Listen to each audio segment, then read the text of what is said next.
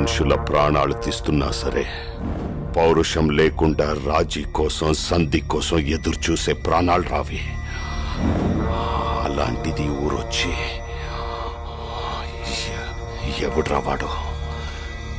ఎవడా ధైర్యం? వాడి కొడుకు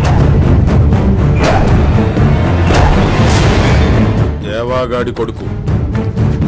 జాగ్రత్తగా ఉండాలన్నా తిక్కరేగి వాడు ఈ ఊరి మీద పడితే ఈసారి మెడ పట్టుకోవడం కాదు, మేక తలలు తెంపినట్టు తెంపే కసివాడిది. ఎక్కడుంటాడు? హైదరాబాదులో వాళ్ళ అమ్మతో ఉంటాడంట. ఈ ఊరికి చుట్టం చూపుగా వచ్చాడు. రక్తం చల్లపడి బతుకుతున్న ఆ ఊరికి వీడి ధైర్యం తాకితే అందరి రక్తం ఉడుకుద్దిరా. ఆ ధైర్యం పట్నంలోనే చచ్చిపోవాలా?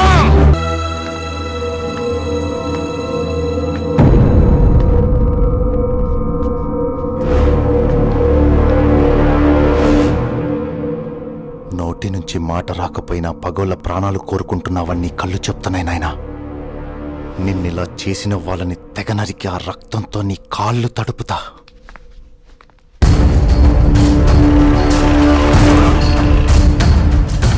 కరీముల్లా,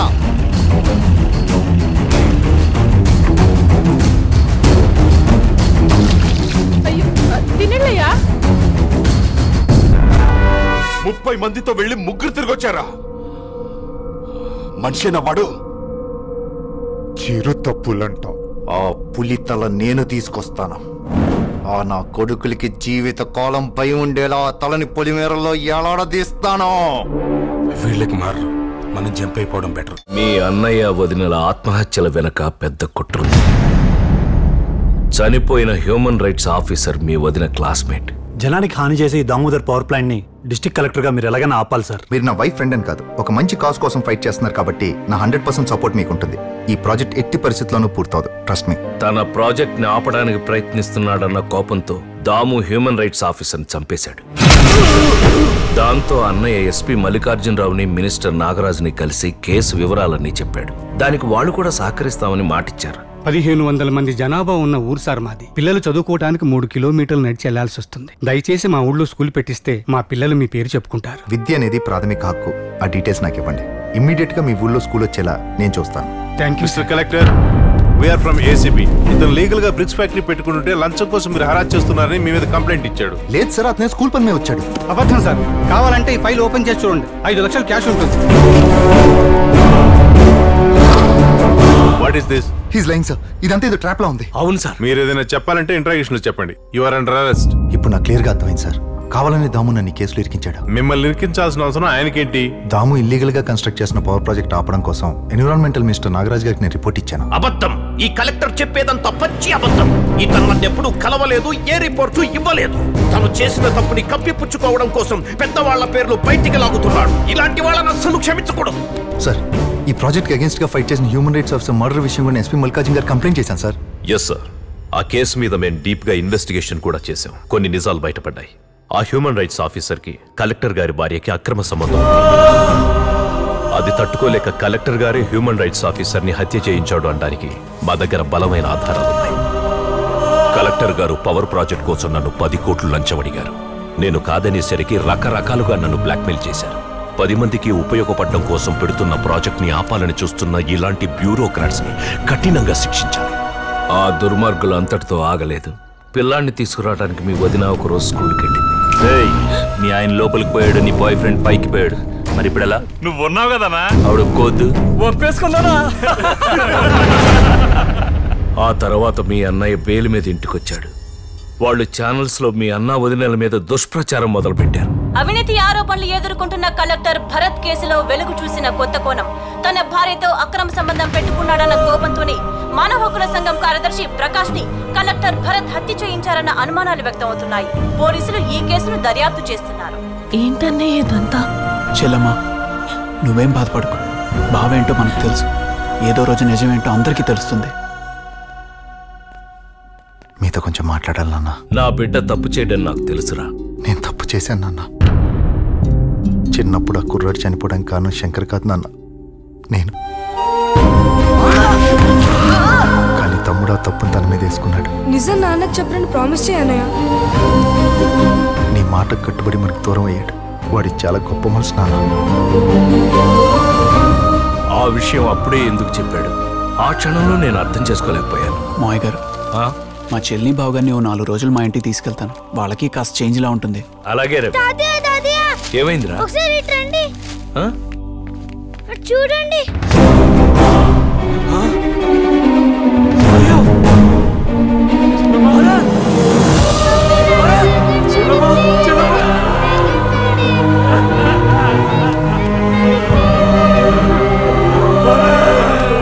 ఒక మంచి పని కోసం ప్రయత్నించిన వాళ్ళిద్దరిని అందరూ ఒకటై దారుణమైన నిందలేసి చంపేశారు.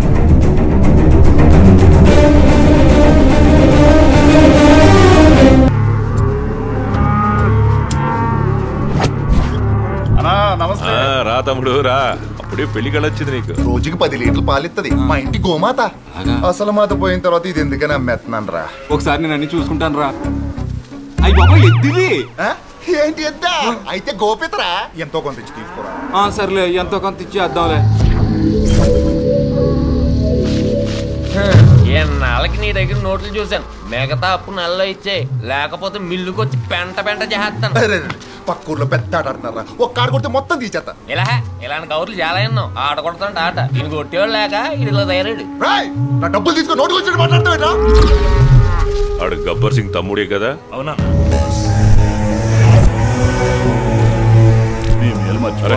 అదే ఉంది. ఏం తమ్ముడు ఆడేమో సీపురు పుల్లా లేడు, నిన్నే ముడి చేస్తున్నాడా? పబ్లిక్ లో మ్యాన్ హ్యాండ్లింగ్ బస్సు మనకు రాదా? మన చేత కదా అంటే గొడవ ఉద్యమని మేము లేవా ఏంది? యారా నువ్వు ఇప్పుడు గొడవ చెత్తలో సీట్లరా? చెప్పు చెప్పు నేను ఇల్లు బెటర్ అప్పు కావాలా? పశువుల సంతలో గొడవ జరుగుతోందని గబ్బర్ సింగ్ కి ఫోన్ చేయరా.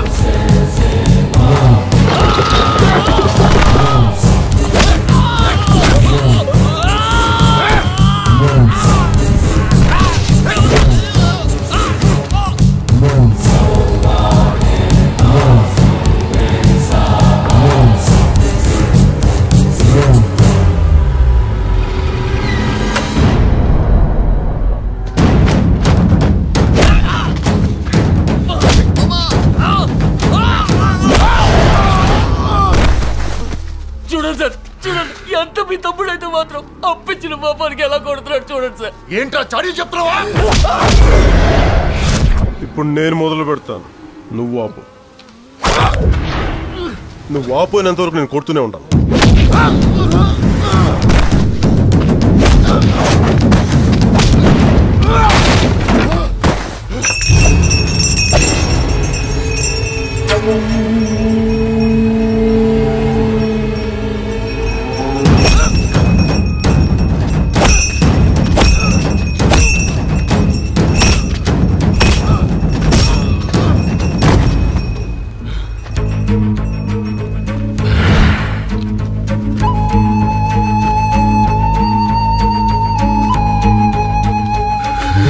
గబ్బర్ సింగ్! గబ్బర్ సింగ్! గబ్బర్ సింగ్! గబ్బర్ సింగ్! గబ్బర్ సింగ్! గబ్బర్ సింగ్! బయటికి రావడం ఏంట్రా? బయట నుంచి వస్తుంటా. ఏంటి ఐటమ్ కాలంతా ఒక చోట చేరారు?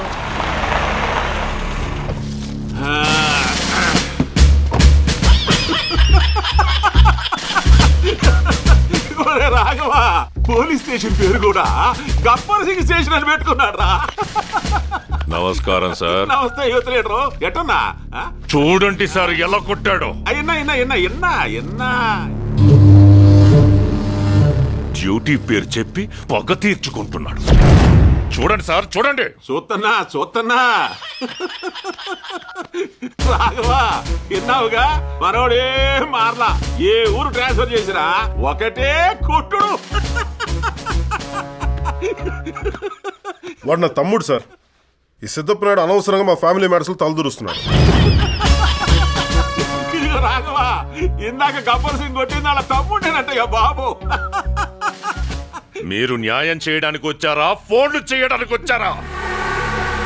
ప్రజాప్రతినిధిగా, ప్రజల మనిషిగా నాకున్న హక్కుతో అడుగుతున్నాను. వీటిని సస్పెండ్ చేయండి సార్.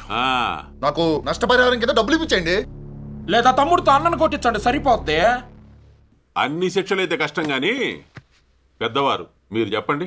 మాది మొదటి నుంచి పరుగల కుటుంబం, అలాంటిది అందరి ముందు కొట్టాడు కాబట్టి అందరి ముందు క్షమాపణ కోరాలి. అరే నాయుడు గారు, అది కాదు. మీరు అయ్యా, మీరు ఇంకెవరు మాట్లాడమాకండి. నాయనా విన్నావుగా, సారీ అంట. కానీ సారీ ఏంటో సారీ అయిందిగా, సర్దుకోండి.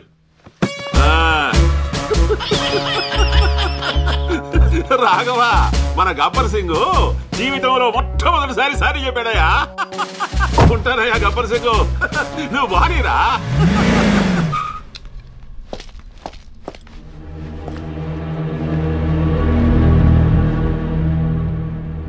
సారీరా, నిన్న చెప్పావుగా, మళ్ళీ ఏంటి? మళ్ళీ కొట్టడానికి సారీరా. సారీయే సారీరా. సారీరా సారీరా సారీరా. రారా 5-6 సారీలు తీసుకోదా. తమ్ముడు విషయంలో తప్పించుకున్నానని సంబరపడకు. నిన్నెక్కడ కొట్టాలో అక్కడ కొడతా. 24 గంటల్లో నీకు హార్ట్ అటాక్ తెప్పించకపోతే చూడు. రే సాంబా, చెప్పండి. రాసుకోరా. చివరికి ఈడు కూడా పంచిలేసేస్తున్నాడు. రాసుకో. ఇలాంటి స్టేషన్కి వస్తే పుస్తకాలు సరిపు రందాలే.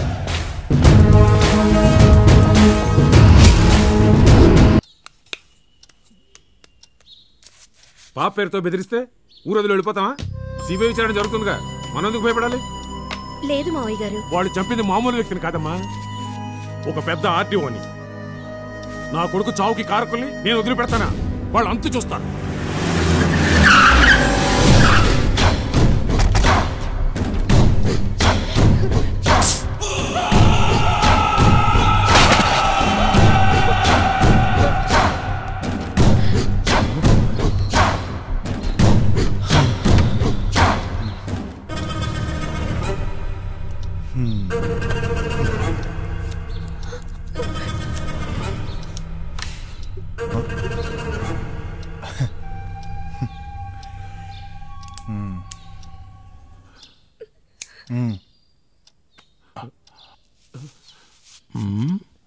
సిబిఐ ఎంక్వైరీ కావాలనా? నాకు నా ఇంటి వాచ్మెన్ అయినా ఒకటే, ఎంక్వైరీకి వచ్చే సిబిఐ అయినా ఒకటే.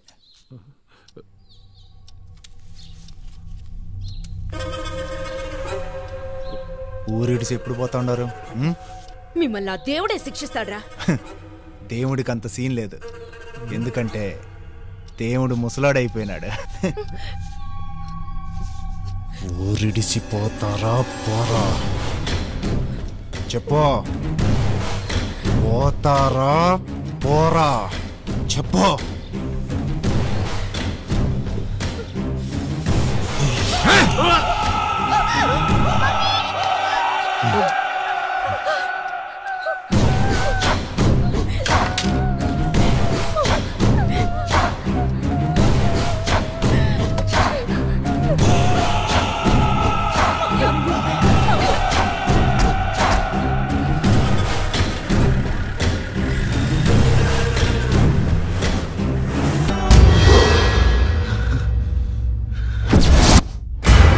అదేం మామయ్య, ఆ మినిస్టర్ని అట్టా చంపేశాడు? చంపింది నేను కాదు, మీరే అని ఈడనుకుంటున్నాడు, కానీ చంపింది ఈడే అని ఊళ్ళో చాలా మంది నమ్ముతున్నారు, ముఖ్యంగా గబ్బర్ సింగ్. మామయ్య, ఈయన్ని గబ్బర్ సింగ్ బతకనెత్తాడా? అప్పులు ఇచ్చినోడిని కొట్టినందుకే తుప్పు రేగొట్టేసినట్టు అట్లాంటి ప్రియాతి ప్రియమైన మినిస్టర్ని చంపితే ఊరుకుంటాడా? ఉరికంబాలు ఎక్కేస్తాడు, లేదా కాల్చి పారేస్తాడు. నీ వల్లే మొదటిసారి వాడి యూనిఫామ్ పోయింది. ఆ గబ్బర్ సింగ్ గడు ఊపిరి తీసుకోకుండానైనా బతికేస్తాడేమో గాని యూనిఫామ్ తీసేస్తే బతకనేడు. మరి నా తమ్ముడు బతకాలంటే ఈడన్న సావా. ఏంటి మీరనేది? అవును, ఆ నేను చంపేసి లోపల వాడిని వేసేయాలి. గబ్బర్ సింగ్ నేను చంపాలా? మరి నువ్వు బతకాలా?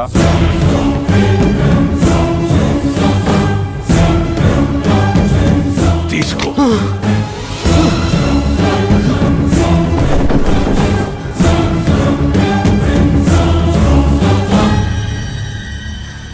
మావయ్య, ఈయన ఎంత భయపడుతున్నాడు? పని అవుద్దంటావా? ఈ ప్రపంచకంలో చాలా మర్డర్లు భయంతో చేసిన వీరసిద్ధ నువ్వు అస్సలు కంగారు.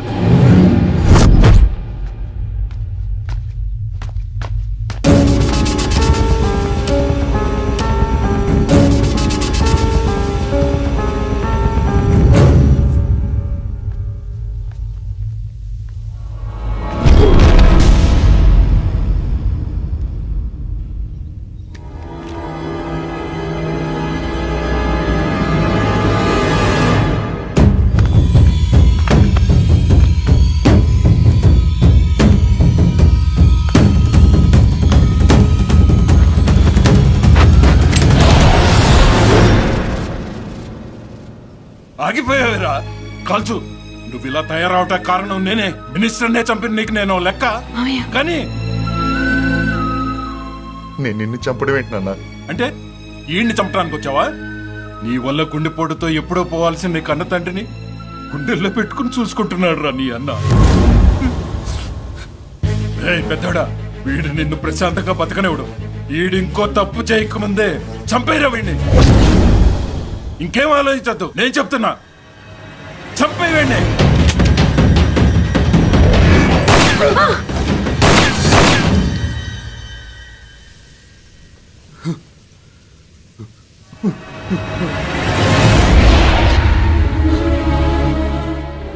నాకేం తెలియదు అన్నయ్య. ఆ మినిస్టర్ చంపి నేను కాదు, ఆ సిద్ధప్ప నాయుడు. నా చెడు రోట్లు ఉన్నాయి కానీ చెడు మాత్రం కాదన్నయ్య. అయినా మినిస్టర్ చెప్తే నాకే వస్తుందన్నయ్య, నాకే వస్తుంది. నన్ను నమ్మన్నయ్య, నమ్ము. నీ కాలు పట్టుకుంటానే, నన్ను నమ్మన్నయ్య. నువ్వు నన్ను చంపుతావంటే ఆ సిద్ధప్పగాడే నమ్మలేదు, అందుకే వాడిని పంపించాడు. ఇంక నేను నమ్ముతాను. ఇప్పటికే నేను చెప్పించే. నువ్వేం చెప్తే చేస్తానన్నయ్య, నువ్వేం చెప్తే చేస్తాను. 1 minute గైస్. మీరు నాకు 5 నిమిషాలు కేటాయించగలరా? ఎవరు మీరు? ఎందుకు మీకోసం టైం కేటాయించాలి? నా పేరు వాసుదేవ్, నేను డాక్టర్ని. మీకోసం నా కోసం కాదు, ఈ అమాయకుడి కోసం. ఒక్క 5 నిమిషాలు నాకు కేటాయిస్తే అన్నిటికీ ఆన్సర్ దొరుకుతుంది.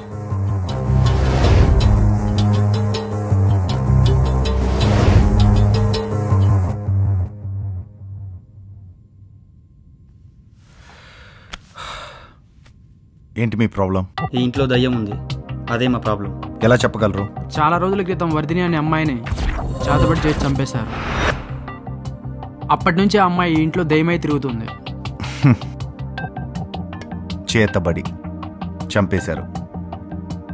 చేతబడి నిజమే అంటారా? అవును.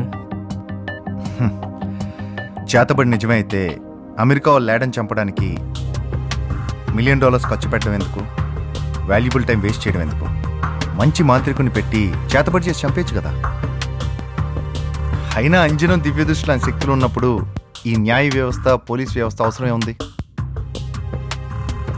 ప్రతి పోలీస్ స్టేషన్లో పోలీసుని తీసేసి వాళ్ళకి బదులు మాంత్రికుడిని వాళ్ళ శిష్యుని తీసుకొచ్చి పెడితే ఎవడి పర్సు ఎక్కడ పోయిందో, ఎవడు ఎక్కడ దొంగతనం చేశాడో కొన్ని నిమిషాలు అంజనం వేసి చెప్పేస్తారు కదా.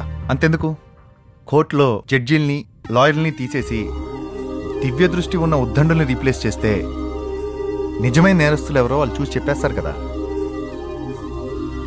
అప్పుడు ఈ కేసులు, కోర్టులు, వాయిదాలు, ఈ గోలంతా ఉండదు కదా. అంటే ఆ అమ్మాయి చేతబడి వల్ల చనిపోలేదంటారా? ఖచ్చితంగా. అదే రోజు ఆ అమ్మాయి చేతబడి గురించి తెలియడం వలన దాని గురించి పదే పదే ఆలోచించడం ప్రారంభించింది. దాని ప్రభావం ఎలా ఉంటుందో తెలియక అయోమయంలో పడింది. ఎవరన్నా అడుగుదాం అనుకుంది, కుదరలేదు. దానితో తనలో తనే మదన పడిపోయి దాని గురించి ఆలోచిస్తూ ఆలోచిస్తూ ఆలోచిస్తూ జరగబోయే ప్రమాదంలో తనని తాను ఊహించుకొని ఒక విధమైన సైకిక్ డిజార్డర్ గురైంది. ఆ క్రమంలోనే చేతబడి తన మీదే జరిగిందని ఊహించుకొని అదే స్థాయిలో ప్రవర్తించడం ప్రారంభించింది. అది ఎంతవరకు చేరుకుందంటే తన్ని తను చంపుకునే స్థితికి చేరుకుంది. అది సరే, ఈ ప్యాలెస్ కొనాలని వచ్చిన కాంట్రాక్టర్ ఎలా చంపాడు మరి? కరెంట్ షాక్ తగిలి. ఫొరాన్సిక్ రిపోర్ట్లో కూడా అదే ఉంది కదా. అయినా నీళ్ళలో కరెంట్ ఎలా వచ్చింది? 11 kV వైర్ తెగి టాప్లో ఉన్న ట్యాంక్లో పడి ఆ నీళ్ళు తన మీద పడి చనిపోయాడు, అంతే. అంటే దయ్యాలు లేవంటారా? ఉన్నాయంటారా? సరే, మీరు దేవుడు ఉన్నాడంటే నమ్ముతారా? నమ్ముతాను. అలాంటప్పుడు దెయ్యం ఉందన్నా నమ్మాలిగా. దేవుడు ఉన్నాడని చెప్పడానికి చాలా ఎగ్జాంపుల్స్ ఉన్నాయి. గాలి, నీరు, మనిషి, ఇవన్నీ కూడా దేవుడు ఉన్నాడని మనం నమ్మే శక్తి సృష్టించినవే. దెయ్యం ఉందని చెప్పడానికి ఒక్క ఎగ్జాంపుల్ కూడా లేదు. కానీ మనుషులు ఎలా ఉంటారో చెప్పనా? ఓ చెట్టు కింద దేవుడు ఉన్నా అంటే ఎవరు నమ్మరు. అదే దెయ్యం ఉందంటే అందరూ నమ్ముతారు. ఎందుకంటే మనిషి ఒంట్లో భక్తి ఉండొచ్చు ఉండకపోవచ్చు, కానీ భయం మాత్రం ఖచ్చితంగా ఉంటుంది. దెయ్యం, భయం ఈ రెండింటి మధ్య దగ్గర సంబంధం ఉంది. అందుకే మనం దెయ్యం ఉందంటే ఆటోమేటిక్గా నమ్ముతాం. అదే మనిషి నైజం. కానీ మా ఊర్లో ఒక అమ్మాయిని చంపేశారు. ఆ అమ్మాయి దయ్యమే వాళ్ళ మీద పగ తీర్చుకుంది. దానికేమంటారు? ఇక్కడ ఒక అమ్మాయిని చంపితే ఆ అమ్మాయి దెయ్యమే పగ తీర్చుకుందంటారు, అంతేనా? అలాంటప్పుడు మనం రోజు కొన్ని లక్షల మేకలు, చేపలు, కోళ్ళని చంపి కాల్చుకు తింటున్నాం. మరి అవి కూడా ఆత్మలుగా మరి పగ తీర్చుకోవాలి కదా? అదేలా సాధ్యం? మనిషికుండే సెన్స్ వేరు, వాటి సెన్స్ వేరు. అయినా వాటి జ్ఞానం ఉండదు కదా, అందుకే అవి దయ్యాలుగా మారు. అంటే మనిషి కన్నా జంతువు జ్ఞానం తక్కువ అంటాం, అంతేగా?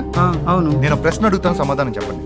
సునామీ వస్తుంటే ముందుగా తెలిసేది ఎవరికి? చీమలకి, పక్షులకి, కుక్కలకి, జంతువులన్నింటికి. రైట్. సునామీ అయినా, భూకంపం అయినా, ఇన్ఫాక్ట్ ఎనీ న్యాచురల్ డిజాస్టర్ అయినా ముందుగా తెలిసే జంతువులకి, మనిషికి కాదు. అందుకే మనం శాటిలైట్లని, రేడార్లని ఖచ్చితత్వం లేని క్యాలిక్యులేషన్స్తో బతుకుతున్నాం. అది మనిషి జ్ఞానం. అంతెందుకు, ఓ కుక్క పిల్లని అడవిలో వదిలేస్తే ఎలాగోలా బతికేస్తుంది. అదే ఓ పసివాడిని రూమ్లో పెట్టి అన్ని సౌకర్యాలు కల్పించినా వాడు ఒంటరిగా బతకడం కష్టం. ఇప్పుడు చెప్పండి, మనుషుల జ్ఞానం ఎక్కువ అంటారా లేక జంతువుల జ్ఞానం ఎక్కువ అంటారా? అలాంటప్పుడు దెయ్యం పట్టిందనుకున్న మనుషులు విచిత్రంగా ప్రవర్తించడం, వాళ్ళ శక్తికి మించిన బరువులు ఎత్తడం, ఒక బిందె నీళ్లు తాగడం, తమ శరీరాన్ని గాయపరుచుకొని ఆనందించడం, ఇవన్నీ ఎలా సాధ్యం? నువ్వు చెప్పింది కరెక్టే. దీన్నే మైండ్ బిహేవింగ్ అంటాం. అంటే మనం జిమ్కి కొత్తగా వెళ్ళిన రోజుల్లో 20 కేజీలు బరువు ఎత్తడమే కష్టం అనుకుంటాం. అదే 6 నెలల తర్వాత 50 కేజీలు, సంవత్సరం తర్వాత 100 కేజీలు అవలీలుగా ఎత్తేస్తాం. దీనికి కారణం ఏంటంటే ఈ టైం ప్రాసెస్లో మన బ్రెయిన్ మన బాడీని ట్యూన్ చేస్తుంది. అంటే మన టార్గెట్ నా బ్రెయిన్ ఆల్రెడీ మనకి సెట్ చేసి ఉంటుంది. మొదట్లో మనం ప్రిపేర్ అయి ఉన్నాం కాబట్టి కొంచెం వెయిట్లు ఎత్తడానికి కష్టపడతాం. నిజంగా మెదడుకు అంత శక్తి ఉందంటారా? ఇంకా కొంచెం క్లారిటీగా అర్థమయ్యేలా చెప్తాను. మనల్ని గోడ మీద నుంచి దూకమంటే కొంచెం భయం ఉన్న దూకేస్తాం. అదే ఎగిరే ఫ్లైట్లో నుంచి దూకమంటే చచ్చిన దూకం. దానికి కారణం గోడ మీద నుంచి దూకితే ప్రాణం పోదు, ఫ్లైట్ నుంచి దూకితే ఖచ్చితంగా ప్రాణం పోతుందని మైండ్ మనకి ట్యూన్ అయి చెప్పడం. స్కై డైవర్స్ ఉంటారు, గాల్లో దూకుతారు ఎగిరే విమానం నుండి. వాళ్ళకి సెక్యూరిటీ ఉంది, భద్రత ఉంది, గాల్లో నుంచి దూకినా ఏం కాదని బ్రెయిన్ ఆల్రెడీ ప్రిపేర్ చేసి ఉంటుంది కాబట్టి వాళ్ళు ఏం భయం లేకుండా దూకేస్తారు. సాధారణ హ్యూమన్ బీయింగ్కి 1% బ్రెయిన్ మాత్రమే పనిచేస్తూ ఉంటుంది. కానీ నాకు దెయ్యం పట్టిందని ఊహించుకునే వ్యక్తికి ఆ 1% కన్నా ఎక్కువ ప్రేరేపిస్తుంది. అందుకే నువ్వు అన్నట్టు విచిత్రంగా ప్రవర్తిస్తారు, విపరీతంగా తిండి తింటారు, ఎంత వెయిట్ అన్నా అవలేలుగా ఎత్తేస్తారు. మరి దెయ్యం పట్టకుండానే దెయ్యాన్ని ఎలా వదిలిస్తారు? దెయ్యం పట్టిందని ఊహించుకునేవాడు దెయ్యం పడితే ఏం చేస్తాను చూసన్నా ఉంటాడు, లేకపోతే వాడు ఎలా బిహేవ్ చేస్తాడని చెప్పి తెలుసుకోన్నా ఉంటాడు. అవన్నీ వాడి సబ్ కాన్షియస్ బ్రెయిన్లో రిజిస్టర్ అయి ఉంటాయి. ఆ విషయం తెలిసిన మాంత్రికుడు ఆ వెంట్రుకలు లాగి ఇదంతా క్యూర్ చేయడానికి ట్రై చేస్తుంటాడు. బేసిక్గా ఆ భ్రమను తొలగించడానికి ట్రై చేస్తుంటాడు. వెంట్రుకలకి మన హ్యూమన్ బాడీకి గట్టి రిలేషన్ ఉంది. వెంట్రుకలు మన మొత్తం బాడీ పార్ట్స్ అన్నిటికీ బాగా కనెక్ట్ అయి ఉంటాయి. మన పూర్వీకులు మన బాడీలో ఎక్కడ నొప్పి వస్తే కొన్ని వెంట్రుకలు లాగి మనకు ఉపశమనం కలిగించేవాళ్ళు. Same formula. అదే మాంత్రికుడు కూడా అలానే వెంట్రుకలు లాగి మనకి దెయ్యం పట్టిందన్న భ్రమని తొలగించడానికి ట్రై చేస్తుంటాడు. అంతే. మీరింత క్లియర్గా విడమర్చి చెప్పాక మాకు కొంచెం ధైర్యం వచ్చింది సార్. అవును సార్, ఇక్కడే ఉండి పనులన్నీ పూర్తి అయ్యాకే వెళ్తాం. కానీ మీరు విషయం గుర్తుంచుకోండి, మీరు ఒక్కోసారి నిజం అనుకునే భ్రమ కావచ్చు, భ్రమ అనుకునే నిజం కావచ్చు. వెళ్తాను. డాక్టర్ గారిని సాగినంపి వస్తాను. ఓకే ఓకే రామ్మా.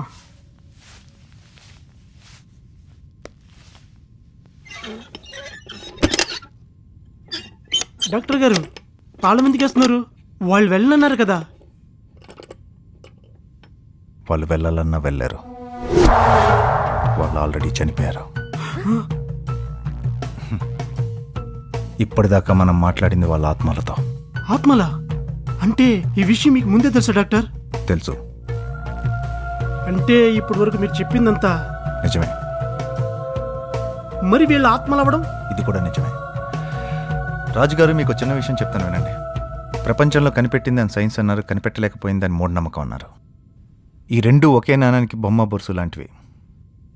ఎప్పుడు ఏది ఎటు పడితే అదే రైట్.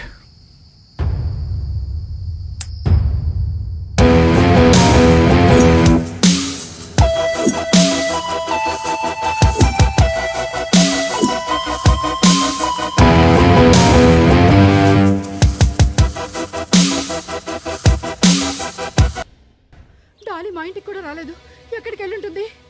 డాలీ స్కూల్లోనే లేదు, ఫ్రెండ్ ఇంటికి వెళ్ళలేదు. ఎక్కడికి వెళ్ళుంటుంది? నాకు తెలుసు. ఆయన చంపిన వాళ్ళే దాన్ని కూడా తీసుకెళ్ళిపోయి ఉంటారు. అలాంటిదే ఉండదు. నువ్వేం భయపడకు, తను వచ్చేస్తుందిలే. లేదు, నాకు తెలుసు. నేను కేసు వాపస్ తీసుకుని ఊరి నుంచి వెళ్ళిపోవాలని నన్ను ఇలా బెదిరిస్తున్నారు. నా డాలీ నేను చేస్తారు అని నాకు భయంగా ఉంది. ఏదో ఒకటి చేయండి, నా పాప నాకు కావాలి.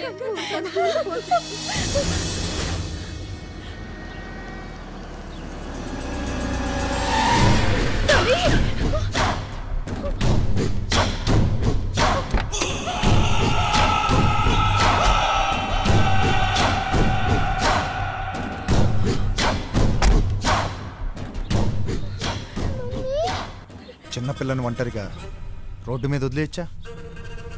తనకేమనైతే నాకు కనిపించింది కాబట్టి తీసుకొచ్చాను.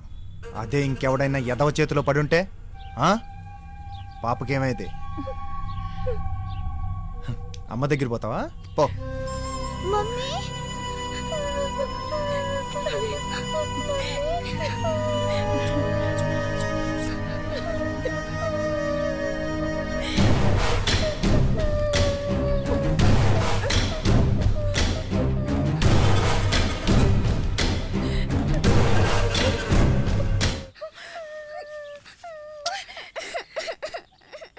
ఈసారి ఏదో తీసుకొచ్చిన, ఇలాగే ప్రతిసారి తీసుకొస్తా అనుకో.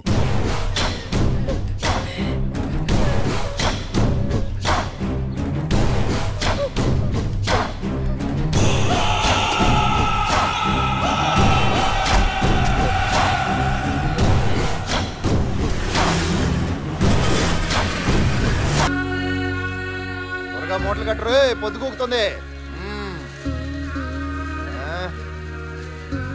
నీ లల్లి ఒక్కొక్కరు నీ సైజు ఉంది. అయినా మూటలు మూయడానికి కుర్రాళ్ళకి నేనెతికి ఏం బ్రో గొంతులేస్తుంది నా కొండ.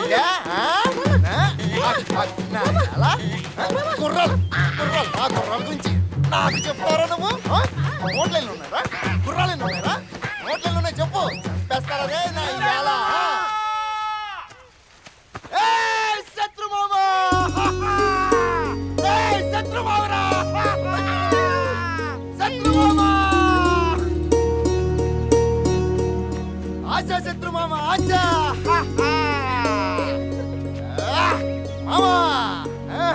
కదిలొస్తుందిరా నా తలం. శత్రు మామా, శత్రు అడుగు పెడితే నా గంజాయి వనం కూడా తులసి వనం అయిపోద్ది మామా. గవర్నమెంట్లు ఎన్ని మారినా గంజాయిని ముట్టినోళ్ళాడు. తూల్ మామా, తూల్. రండి. అవును, ఆడి పేరేంది మామా? లడ్డా. లడ్డానా నా గడ్డా? ఆడు గాని దొరికితే గంజాంలో పెట్టి తగలెట్టేస్తారా నాయాల్ని.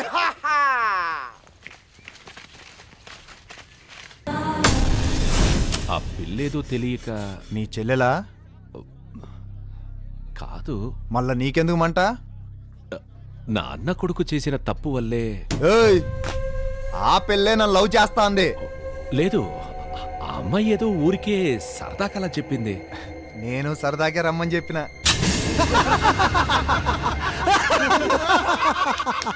గుణ, చదువుకుంటున్న పిల్ల పాపం, తనకేదైనా ప్రాబ్లం వచ్చినాక కదా పోలీసులు వచ్చేది. మీరేంది ముందే వచ్చినారు? పని చూసుకో. గుణ, నేను చెప్పేసి పని చూసుకోమని చెప్పినా కదా. 40 రూపాయలు సార్. ఏంట్రా?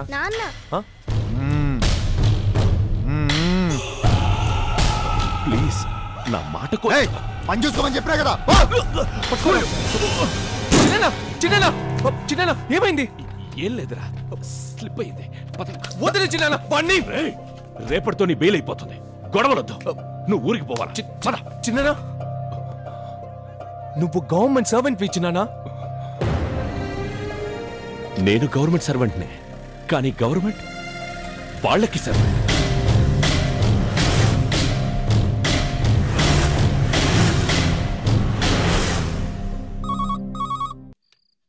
హలో హలో హలో, నేను గుణాన్ని మాట్లాడుతున్నా.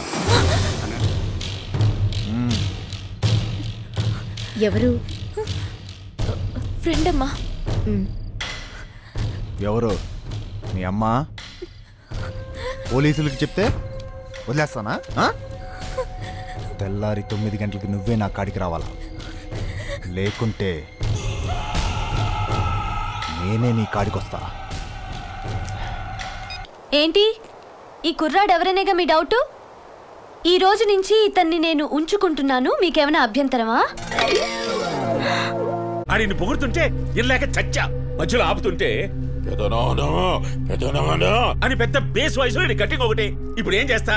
నీ చెల్లి వచ్చి అన్నయ్య నీ నాన్నే పెళ్లి చేసుకుంటా అంటది. వాణ్ణి చంపేయాలి. నేను దేన్నైనా భరిస్తాను గాని నమ్మక ద్రోహం భరించను.